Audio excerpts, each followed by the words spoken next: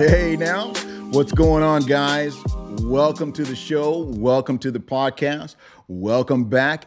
If you're tuning in for the very first time, this is Strength for Today's Man. We are in volume 89. Today, I want to share something with you that will totally change your life forever. It will actually change the way you look at others that are in leadership. And I'm talking some profound words today. It will change you. I'm telling you, you need to write this down. But first, Matthew 23, 11, and 12. It says, "But he that is greatest among you shall be your servant, and whosoever shall exalt himself shall be abased, and he that shall humble himself shall be exalted." I want to give you three words that will totally shift your way of thinking. Whether you want to go into leadership or not, it will actually encourage you to look at others that are in leadership to see whether or not they are really good leaders or not. And that is simply this. People ask a question all the time. How do you become a great leader? How do you become an effective leader? How do you lead? How do you lead so many people? How do you lead? How do you lead? How do you lead? This is the best answer ever. And this is something that I learned from my dad. Lead through serving. You want to be a great leader? Learn how to serve. My dad used to tell me as I was growing up, when I was watching him, how he was leading as a pastor. He'd always say, "Son, if you want to be a great leader, be a great follower." And that is profound because a lot of people, they don't have that mentality. And watching my dad, I know that he is a servant leader. He's not a boss leader. Even though before he retired off of his job and became a full-time pastor, he was in the position of leadership. He was a general park supervisor of the city of San Diego. And he had hundreds of men under his leadership. He learned how to lead people because God taught him how to be a good servant. The things that he went through as far as discrimination, people not liking him because of the color of his skin, he learned how to be humble. He learned how to be a servant. He learned how to lead through all of that. And that's why I respect him so much today, because he is the epitome of what great leadership should be about. And many people today that are in leadership, I know a lot of people that are in leadership today, whether it's secular or whether it's ministry. There's a lot of people in leadership right now that should sit down. They don't need to be in leadership because they don't have the mentality of what a good leader is all about. They have the mentality of boss leader. They want to direct. They want to dictate. They just want to tell people what to do. Now, that has its place. But as a good leader, they need to have a mindset of serving as they lead. If you want to lead through serving. Today, a lot of our children, they don't know how to do anything for themselves. They don't know how to take care of themselves. And I fault the parent. I fault us as parents because we have enabled our children, and I'm talking in general, we have enabled our children as they were growing up to expect us to do everything for them. So as young adults and adults, you know what happens? They expect others to do things for them. You teach your children how to lead, how to follow, how to serve in the home as they're young. Jesus taught his disciples about leadership. He taught them about status. He taught them about positions of power. And you know how he taught them? And this is why I love the way he taught, because he taught so simplistically. He gave them an upside down way of thinking about leadership, about position, about status. He totally flipped their understanding of what power in position is, status, and leadership is all about. Now, he knew they were fishermen. He knew they knew how to go out and catch fish. So he used that. He says, man, they will be great in catching people for me. So he used their gifts and talents for the ministry. And the one thing that I love about what Jesus said, he taught the disciples this. He said, the best leaders are the ones that not only know how to serve, but actually participate in serving. This is what made Jesus a great leader, because he participated in serving. He basically told them, I didn't come to be served. I came to serve. And if more people today in leadership take that frame of mind, take that mindset, I didn't get this position to be served. I took this position to serve. I just want to serve the people. Now, many politicians, they start off with that phrase, I want to serve the community, until they get that position. I want to serve my people, until they get into that position. And then all of a sudden now, power goes to their head. They forget about all of that they shared on the campaign trail. Now it's about, I'm in position of power. It's about me now. No, just like the people voted you in, they can vote you out.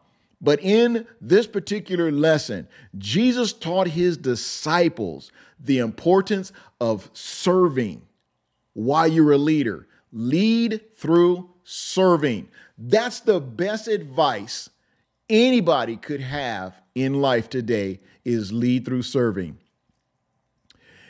Think about when we're young, when we were young.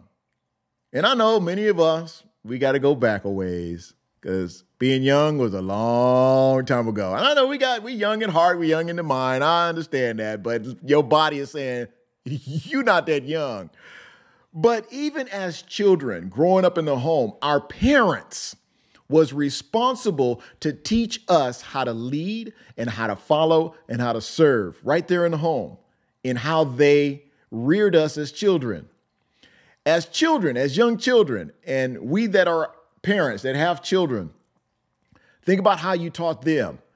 You taught them how to clean up after themselves, how to wash dishes, how to cook, how to clean, how to mow the lawn. Dads took them outside and taught them how to change the oil, how to change a flat, all of that. And I think it should be equal across the board.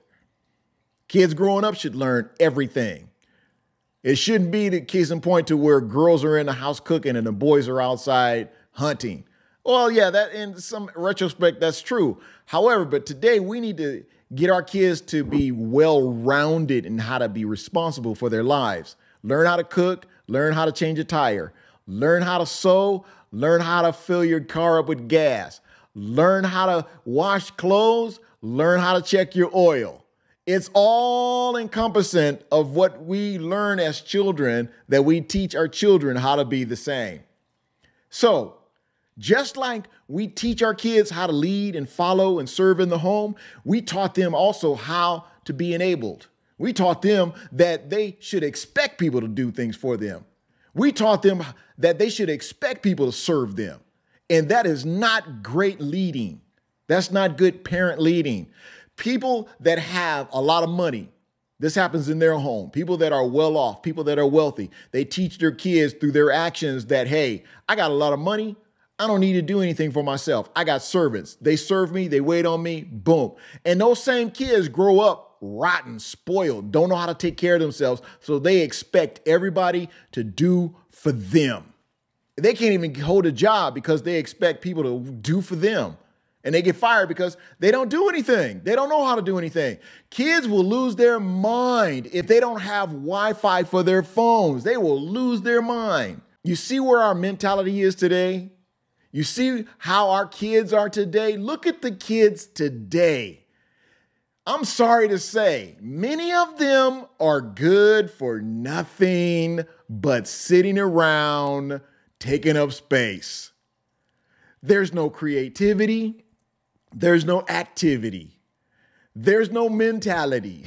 They can't do anything. This is why it's important for you as a parent to teach them responsibility. Get them to learn early on how to take care of themselves. This is where leadership starts in the home. This is where servitude starts in the home. This is where we learn how to serve. This is where we learn how to follow. Many kids, they don't learn it until they're out in the street, and it's like totally foreign to them. What? I got to do what? I got to do that? No, I can't do that. I don't know how to do that.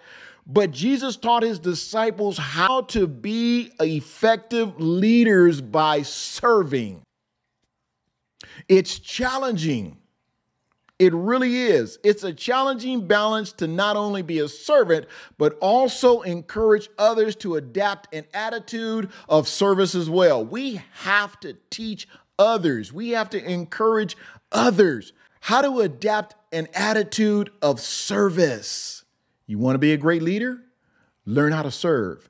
You want to be a great leader? Learn how to follow first. You want to be in position of leadership? Learn what it takes to be a servant first. Let me finish with this. One of the best ways to model this kind of leadership is to get out and find a way to serve within your own community. Volunteer.